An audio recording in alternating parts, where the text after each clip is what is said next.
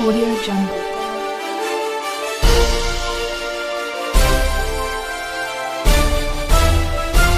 Audio Jungle.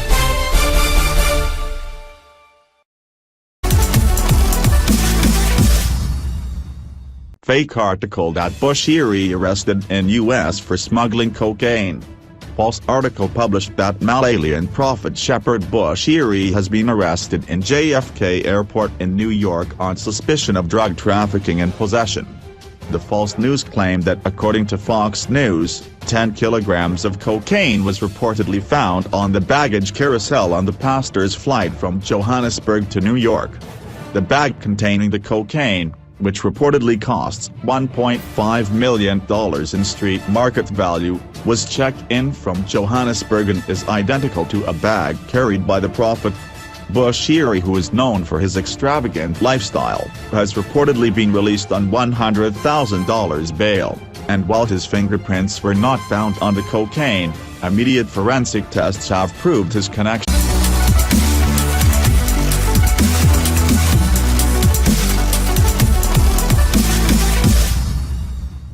What is in Uzalo's Monsuza and Smangel's funeral pamphlet? The day draws ever closer.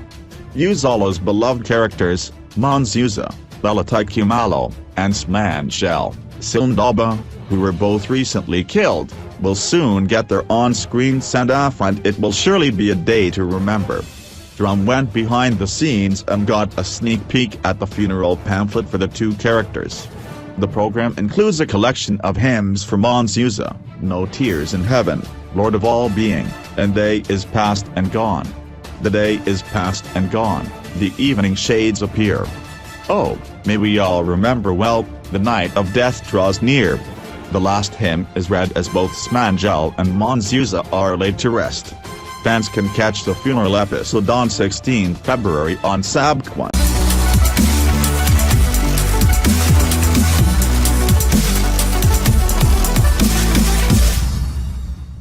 No hard feelings against Mugabe. President Emmerson Mnangagwa yesterday said he had no hard feelings against former President Robert Mugabe, as he believes most decisions he took during his last days in power were not of his own making but instead influenced by G40 criminals who took advantage of his advanced age.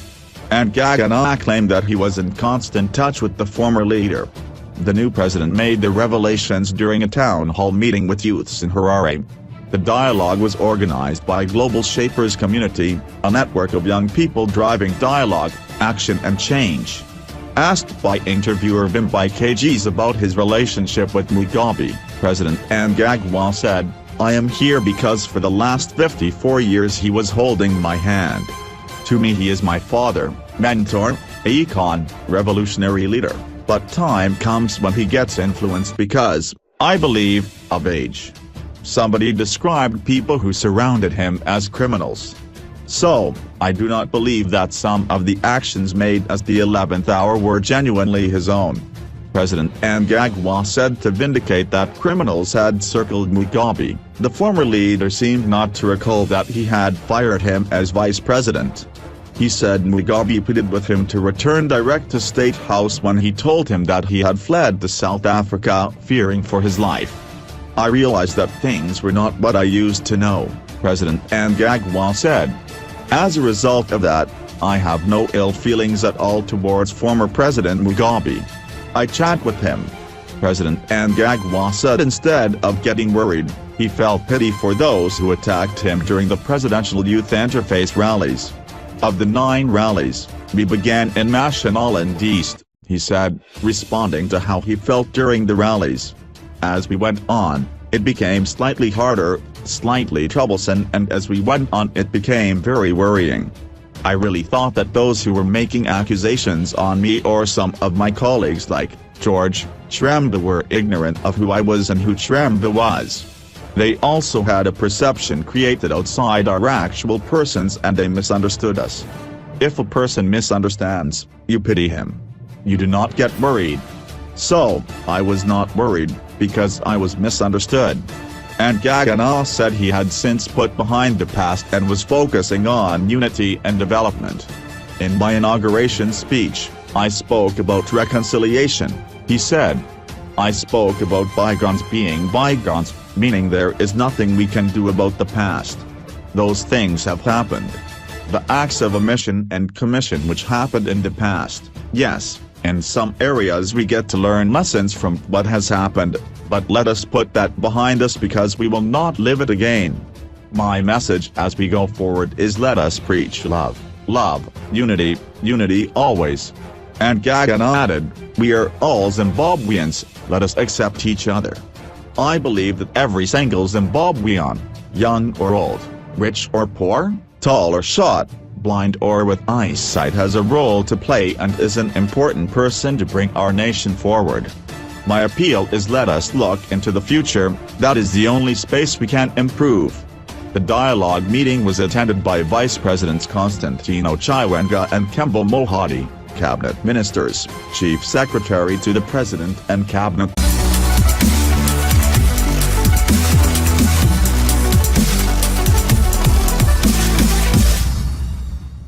Police in Zimbabwe arrest American citizen over anti-Mugabe tweet. In a tweet, the Zimbabwe Lawyers for Human Rights, ZLHR, group said Mzo Donovan, the manager of Magamba TV, an online-based satirical video outlet, was the first person to be arrested on such grounds since the cyber ministry was formed. Police arrested Mzo Donovan during a morning raid at her home in Harare, seizing electronic devices, including computers and a phone. Police is yet to charge her, but they alleged that tweets emanating from her IT address are insulting to the president, referring to some tweets sent from Mzo Donovan's account which referred to a goblin, whose stepson recently bought a Rolls-Royce, but said that Mr. Mugabe was not mentioned. Zimbabwe does not yet have a cybercrime law, so if O'Donovan is charged it is likely to be under the presidential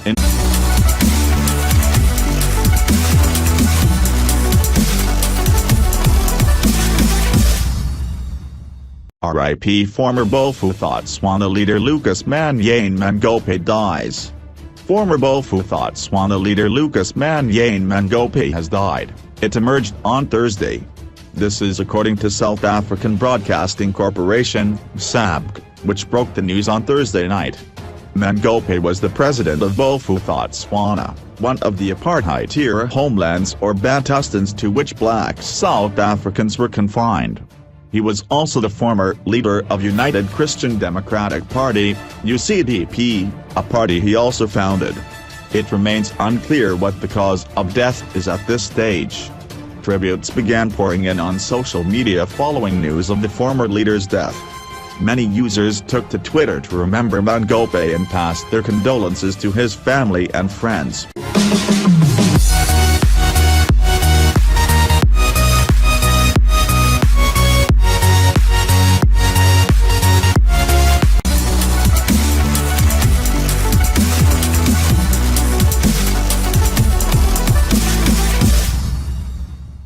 Singer Buzzizwa pregnant with Oskido's triplets. Meet singer Buzzizwa's baby daddy, Bye. The singer announced close to end of 2017 that was expecting her first children's. She has since given birth a few days ago. Despite being open and sharing her pregnancy news with fans, Buzzizwa had kept the identity of the father's child to herself, until now. The singer tagged the baby daddy in one of the baby photos on Instagram.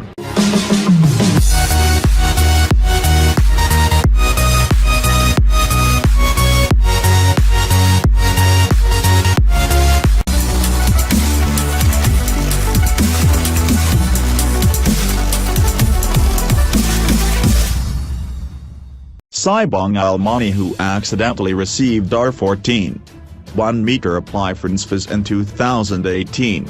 Sibong Almani, who accidentally received 14.1 million from NSFAS to her student account and went on a wild spending spree, now apply for student funding at NSFAS. Sibong Al, now a third-year accountancy student at WSU, situated in the Eastern Cape, who mistakenly received R14.1 meter in June 2017 from the National Student Financial Aid Scheme, NSFAS, instead of the monthly or 1,400 she was entitled to for meals and books. Sibong Almani is awaiting approval from NSFAS, and friend close to her revealed to Mzansi Stories that Sibong Al has been panicking so hard because she doesn't believe NSFAS will be able to assist her to finish her third level at varsity. When we tried to call Sibong Almani for more details, her phone took us straight to voicemail.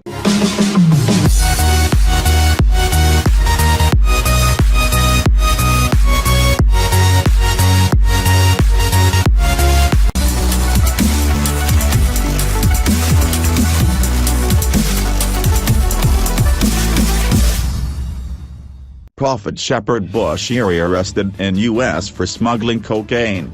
Malaysian Prophet Shepherd Bushiri has been arrested in JFK Airport in New York on suspicion of drug trafficking and possession. According to Fox News, 10 kilograms of cocaine was reportedly found on the baggage carousel on the pastor's flight from Johannesburg to New York. The bag containing the cocaine, which reportedly costs $1.5 million in street market value, was checked in from Johannesburg and is identical to a bag carried by the prophet. Bushiri, who is known for his extravagant lifestyle, has reportedly been released on $100,000 bail, and while his fingerprints were not found on the cocaine, immediate forensic tests have proved his connection.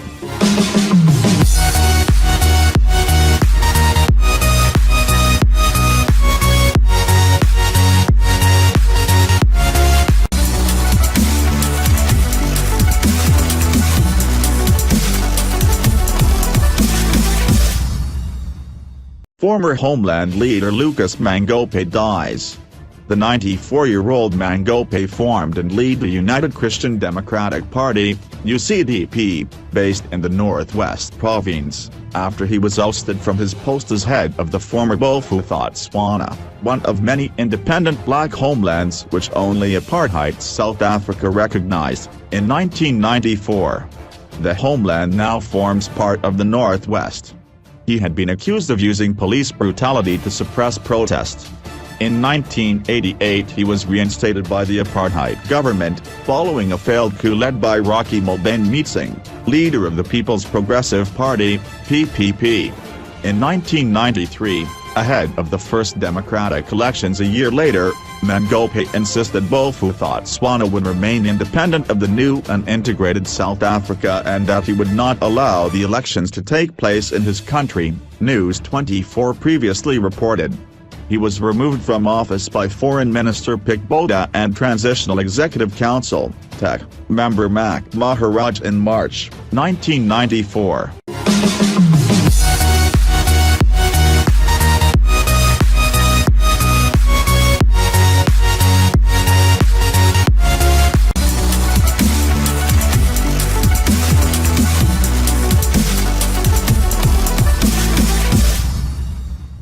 Mugabe-aligned police commissioners relieved of duties.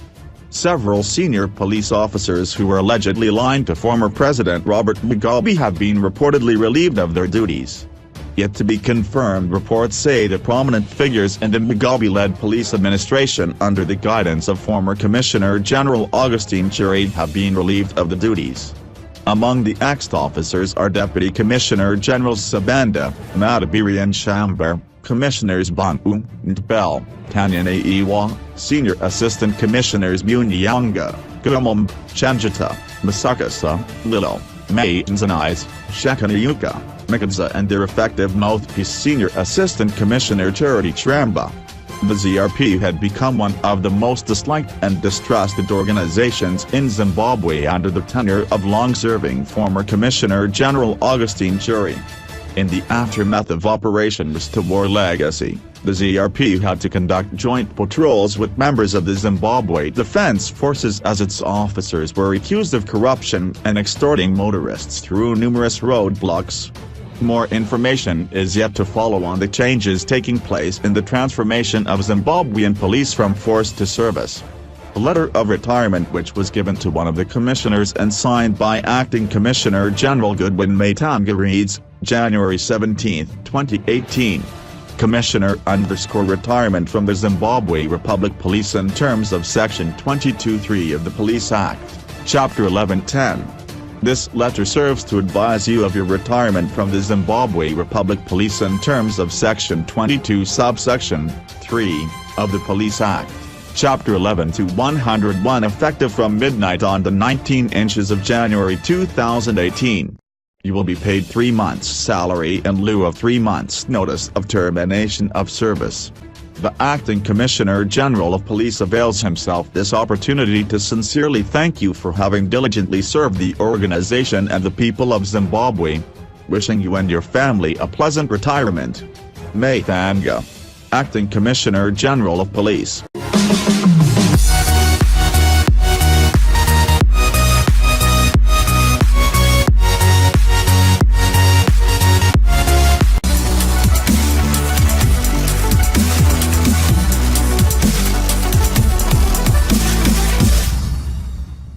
Latest on Wicknell-Cheveyo's controversial ZISA tender saga. The Parliamentary Portfolio Committee on Mines and Energy is putting pressure on government to implement the moribund Gananda solar energy project with haste, throwing the spotlight on flamboyant businessman Wicknell-Cheveyo once more. Cheveyo was awarded a $200 million tender to roll out the project, which will feed into the national grid to ease the country's electricity woes. After consummating the power deal in October 2015, no meaningful progress has been achieved to bring the project to fruition. In fact, the project, which is expected to generate 100 megawatts of electricity, has been mired in controversy, amid accusations of underhand dealings between bureaucrats in former President Robert Mugabe's government and the burly businessman. Cheveyo has consistently denied any wrongdoing.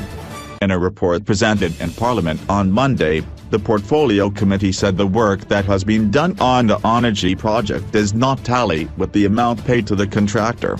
The committee is concerned to know that the work that has been done and the amount paid to the contractor does not tally, reads part of the report. To win back the people's confidence, it is recommended that the implementation of the project moves with speed so that tangible results are seen, instead of continued reports that the project is still at the preparation stage of the project cycle. The committee further recommended that the Procurement Regulatory Authority Board should move with speed in coming up with a framework that will ensure that in future controversies that surround the Gwanda solar project do not occur again, such as the payment made in the absence of a performance bond. Cheveyo has been staring down the barrel over the power deals which he signed with ZISA Holdings and its subsidiary, the Zimbabwe Power Company, ZPC. These deals have come under scrutiny after Intertrek apparently failed to deliver on them. ZPC senior management were recently arrested for advancing $5 million to Cheveyo for this project's pre-commencement works, despite the fact that the businessman had not providing a performance guarantee as required by law. The performance guarantee acts as financial security and is supposed to be presented by the contractor before the commencement of works. It insulates the client in the event that the contractor fails to fulfill obligations set out in the contract. Apart from the Gananda project, Cheveyo was also awarded a further $73 million for the refurbishment of the Harare Power Station, $163 million for the restoration of the Munyati Power Station, and $248 million for the Gerzi Power Project. An elite investigating unit, the National Economic Conduct Inspectorate, NESI, is currently digging into Cheveyo's deals. NESI recently ordered him to submit his bank statements, contract documents and cash books as part of widening investigations into the ZISA deals. Cheveyo's project has attracted a lot of attention, including from Member of Parliament. The situation was worsened by the media houses which provided conflicting statements regarding the project starters, noted the Portfolio Committee on Mines and Energy. Some of the reports have cited irregularities in the manner in which the tender was awarded and the payment of the initial $5 million paid to the contractor, that is Intertrek.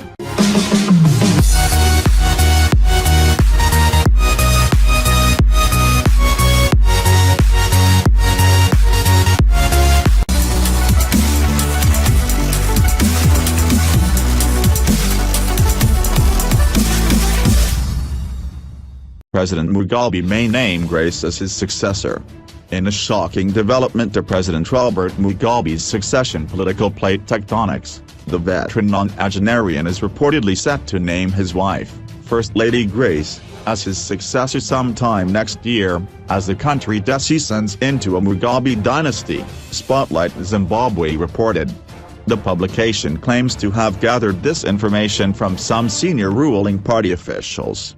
The hard-to-swallow disclosures come at a time when the ruling ZANU-PF succession wars are now at a zenith, following Vice President Emmerson Mnangagwa's poisoning scare last week, which saw his health condition virtually becoming an emergency military operation, after he was flown to South Africa for urgent treatment and examination from Manyame Air Base.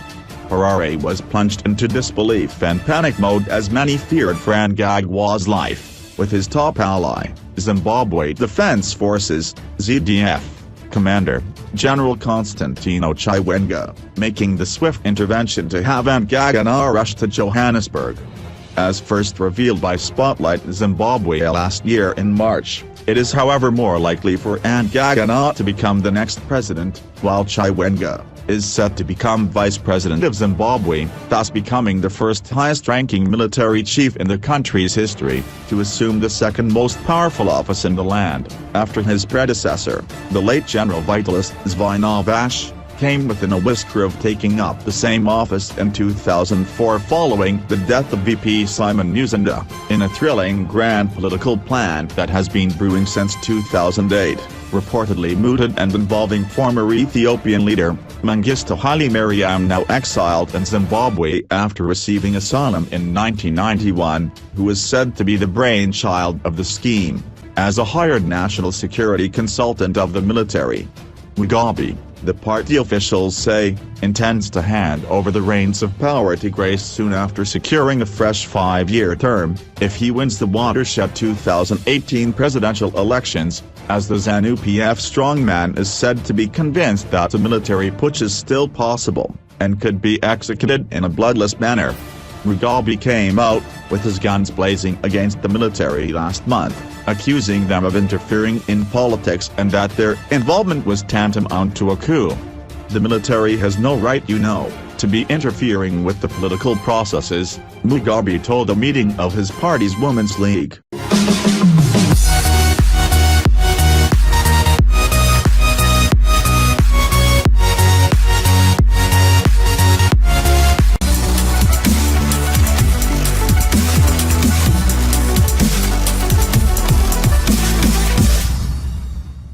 Zodwa Bantu requests to meet Mugabe. Zimbabwe's President Robert Mugabe has an unlikely admirer in Zodwa Bantu, who before arrival in the country, was scared of being deported. Zodwa said before she made the trip to Zimbabwe some fans warn her to behave because that country's president is a strict man. They were telling me that Mugabe does not allow nonsense. And as a result I would not be allowed into Zimbabwe because I am too sexy.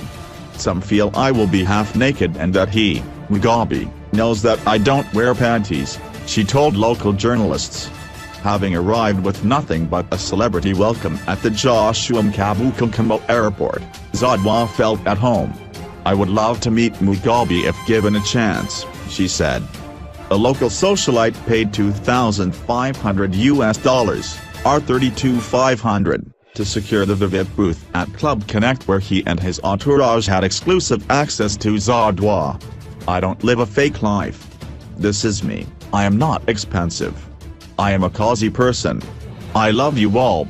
God gave me this body and I am using it, she said to cheer. The entertainer became the talk of town for her skimpy outfits as an employee at Iodini Lounge in Umlazi.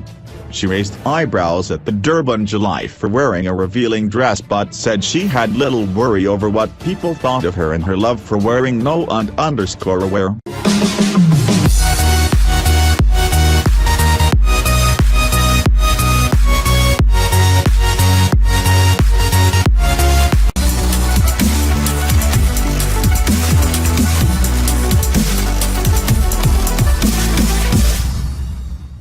What happened the last time listeriosis broke out in South Africa?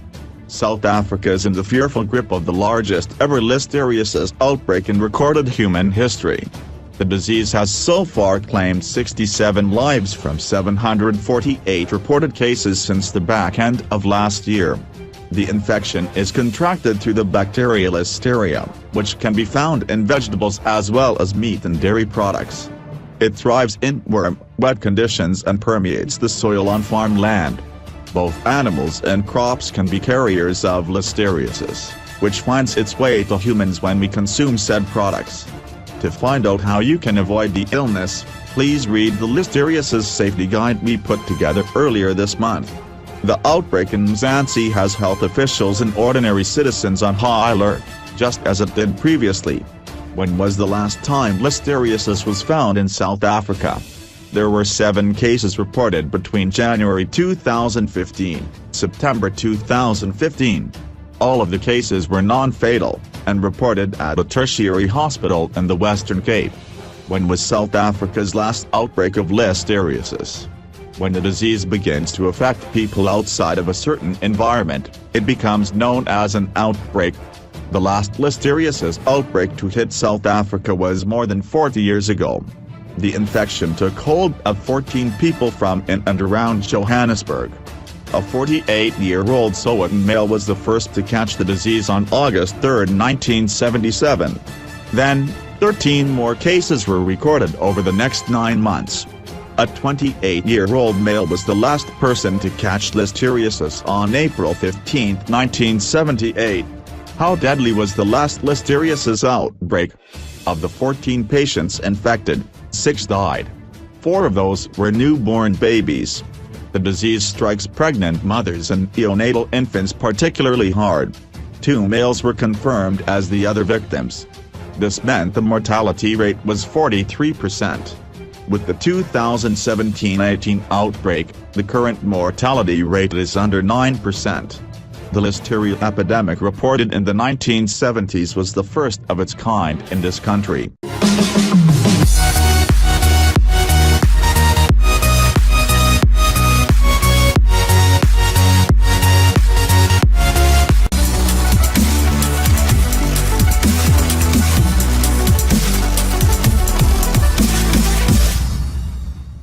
Bona Mugabe's husband Simba in hot soup as corruption investigations get serious. The Zimbabwe Anti-Corruption Commission, ZAC, is digging into the goings-on at Air Zimbabwe, ZIM, with its investigators keen on unraveling the nexus between former President Robert Mugabe's son-in-law and Zimbabwe Airways. The Daily News can report that the corruption watchdog is currently seized with matters relating to ZIM and Zimbabwe Airways, and is convinced that Simba, Mugabe's son-in-law, may assist in laying the facts bare because he was previously involved with both. ZAC Commissioner in charge of investigations Goodson Guni confirmed that Chikor, who was married to Mugabe's only daughter, Bona, was under the radar. "We are investigating what happened at Air Zimbabwe, and we will give you more details when we are done with the investigations before end of week," he said. The investigations, according to insiders at ZAC, could extend to government officials who either facilitated the Zimbabwe Airways deal or had fiduciary responsibility over AirZim during the period when things fell apart at the parastatal. Zimbabwe Airways is said to be privately owned, although its ownership structure has remained a closely guarded secret as there are no records at the company registry of those behind it. It was expected to take to the skies in November last year, but its plans ran into serious complications following the change of guard at Manhumutapa building engineered by the military last November. Highly placed sources at ZAC told the Daily News that Transport Minister Joram Gumbo may not escape the investigations since he worked closely with Chikor before Mugabe's dramatic fall. Gumbo and Chikor had made several trips to Malaysia where Zimbabwe Airways acquired 4 second-hand Boeing 777 planes at an estimated combined cost of about $1 billion. This was after Malaysia Airlines, which has a fleet size in excess of 70 aircraft, revealed that it was disposing a fleet of Boeing 777s because it believed they were cursed after 2 of its planes, MH370 and MH317, were involved in disasters that cost lives. While Nguni refused to be drawn into whether Gumbo would be investigated, he insisted that ZAC will carry out its mandate without fear or favor. The development comes amid rumors that the architects behind Zimbabwe Airways wanted to sink the debt-ridden Air Zim, which, for many years, had benefited from government's protectionist policies.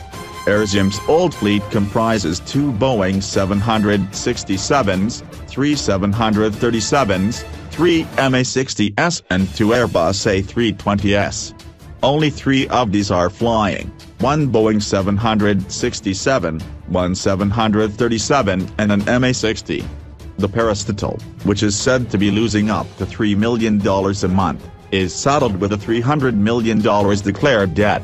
It has, over the past 3 decades, struggled to shake off claims of corruption and ineptitude, which has led to the dismissals of several of its boards and senior managers. When Chikor resigned from Air Zim last year after having been appointed to the airline in September 2016, rumor had it that he had done so to concentrate on Zimbabwe Airways and avoid potential conflict of interest. During his time at the national flag carrier, he was the parastatal's chief operating officer. Despite having a chief executive officer above him, Chikor used to call the shots at Air Zim, resulting in strained relationships between him and his boss, Ripton Muzinda. The tiff could have contributed to Muzinda's departure from Air Zim under unclear circumstances. Contacted for comment yesterday, Gumbo was evasive on the perilous state of affairs at Air Zim and the relationship with Zimbabwe Airways. "I will issue a statement," said the transport minister. Since President Emmerson Mnangagwa assumed office on November 24 last year, several former government officials, mostly from the dismantled Generation 40 faction, have been hauled before the courts on corruption charges. None among the current batch of ministers and those who were in the victorious Team Lacoste faction have been charged. Nguni said while ZAC's hands were previously tied during Mugabe's reign, the anti-graft body was now working without interference under the new dispensation, which has declared zero tolerance to corruption. It is part of the 100 Days program that has been initiated by the president, and we are investigating more people. We cannot say who exactly we are investigating, but we are doing our jobs in terms of the Constitution, said Nguni. "I can tell you though that there are more cases that we will follow because we are fulfilling our mandate. This time, there is no interference from government, as opposed to yesteryear. The executive is actually supporting all our efforts," he said.